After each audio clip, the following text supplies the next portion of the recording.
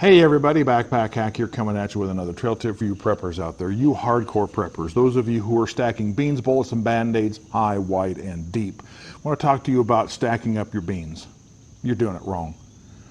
And here's the reason why. When you go to a grocery store, you will generally find like items on the shelf together. In other words, the pasta sauce isn't too far away from the pasta. Lipton tea isn't going to be far away from Folgers coffee. You don't have to move your feet very far to pick up both a bag of Cheetos, Doritos, and Tostitos. And Wheaties aren't going to be that far away from your Cheerios.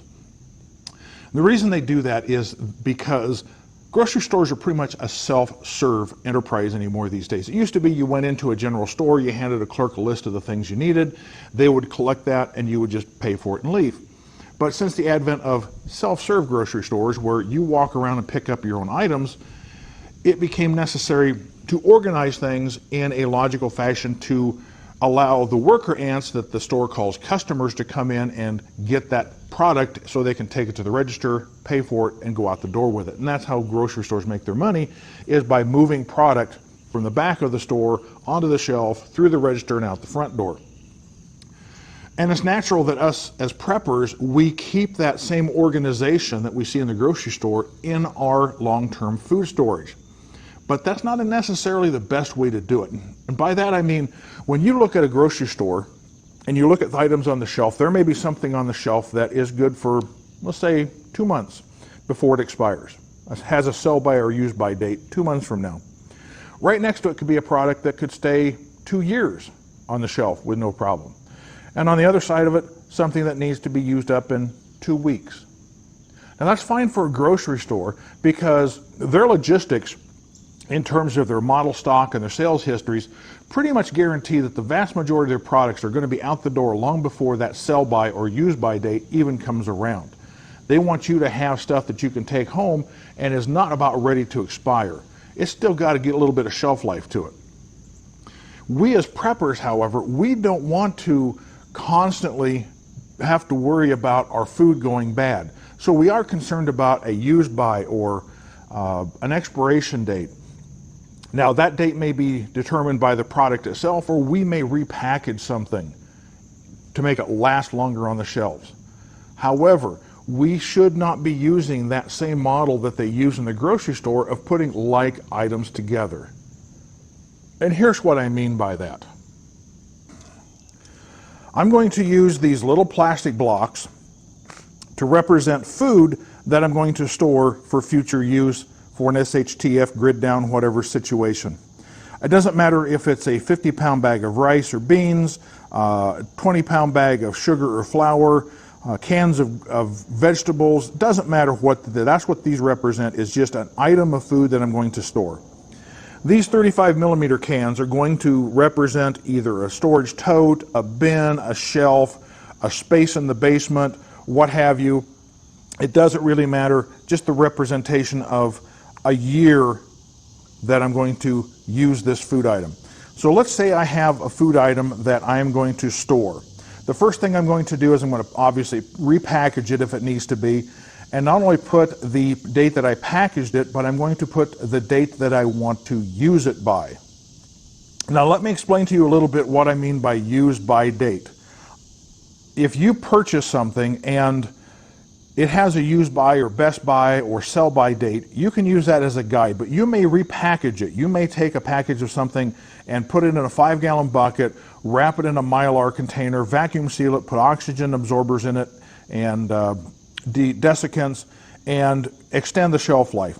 So whether you use the package expiration or use by or best by date, or you create your own, I generally do not store my food that long. In other words, if I have something that if I repackage it, it's going to be good for, let's say, 20 years. I do not put 20 years from now on the package. I put maybe 10 or 15 years on the package. And then I store it with everything else that is going to expire that year. For instance, if I put something away right now that is good until 2023, I will mark it as use in 2023. Everything in here has been packaged and I will use it in 2023. Something else I package may be good until 2025. It may be good until 2028 or 2030 or even beyond. But I am going to use it before that. And I'll get to the reasons why later on. So if I have a package of food that is good until 2025, I put it in with everything else that is good until 2025. And I do that with everything I do. I come up with an expiration date or a use by date of my own personal opinion of when I should have it used by. This way, when I put things away, I'm putting them away according to the use by date, not the date that I stored it. So a lot of this stuff here, I may have stored 2 years ago, 3 years ago, 5 years ago, 6 years ago. Everything in here and here is getting ready to use. Now I don't have 2020 here because representatively I've already consumed that stuff and has replaced it. This way, when January of 2021 comes around, everything in here is marked 21. So I will consume everything here in 2021. January of next year, I will start using these. Then when 2022 comes around, everything here, doesn't matter when I stored it, everything in here is marked 2022. So everything in here I will start using in January 2022, and so on. Now there are 3 huge advantages you will have when you do this. First off, because I am not pushing my food as far as possible in the future for storage, I don't have to worry about it really going bad because I'm going to use it well before it should be used. So I don't have to worry about food being wasted simply because I waited too long and my packaging didn't function as ideally as it should, and I have bad food.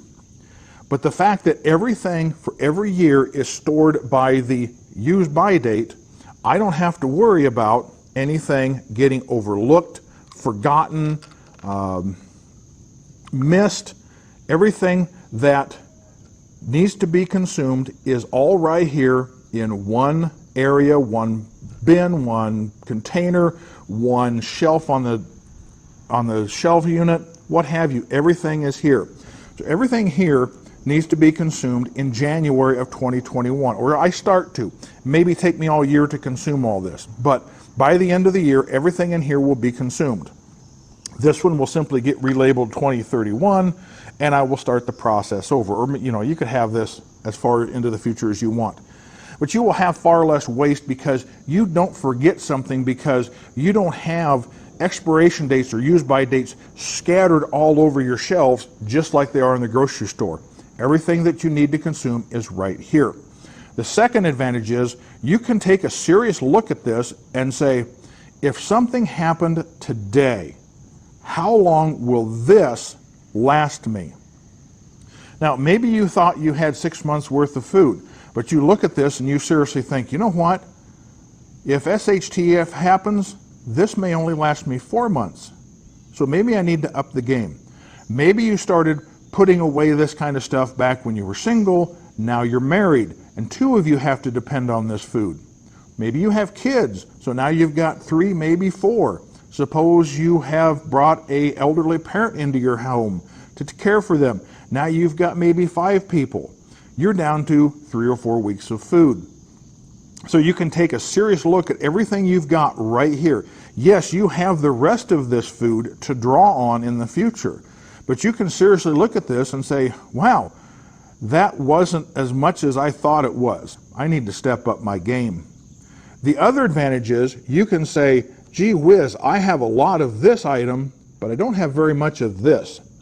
And if you've repeated that in future years, you've got basically every container you have can be separated that exact same way. You may think, well, gadzooks, I'm going to get awful tired of this, and I'm going to wish I had more of this. So this way, here's the third advantage, you can start adjusting what you're storing away. Yes, it's not bad to have extra. You can use it for barter or helping out people that may need some help. Maybe you can give this to some of your neighbors or friends or what have you, if you have plenty. But you can sit there and say, okay, I've got way too much of this. I need to start taking away from this and start storing other things away in each year that I'm doing this. And I'd like to have a little bit more of this. So you start doing this. And this way, you start getting a better balance. You get a more variety of food that you have stored away, and you aren't living off of just beans and rice. You've got other products to give you a variety in your diet. So this is a third advantage that you have of doing this type of system. So hopefully that helps explain a little bit more about how I store food for long-term storage, both in terms of how I use it before, well before it should be going bad, as well as why I store it by the expiration date or the use by date, as opposed to putting like items together. So this is Backpack Hack coming at you with this trail tip. Be sure to like, subscribe, share, and comment on my videos. Hit that bell so you know when I'm getting new videos up. Be safe out there, and I'll see you out on the trail.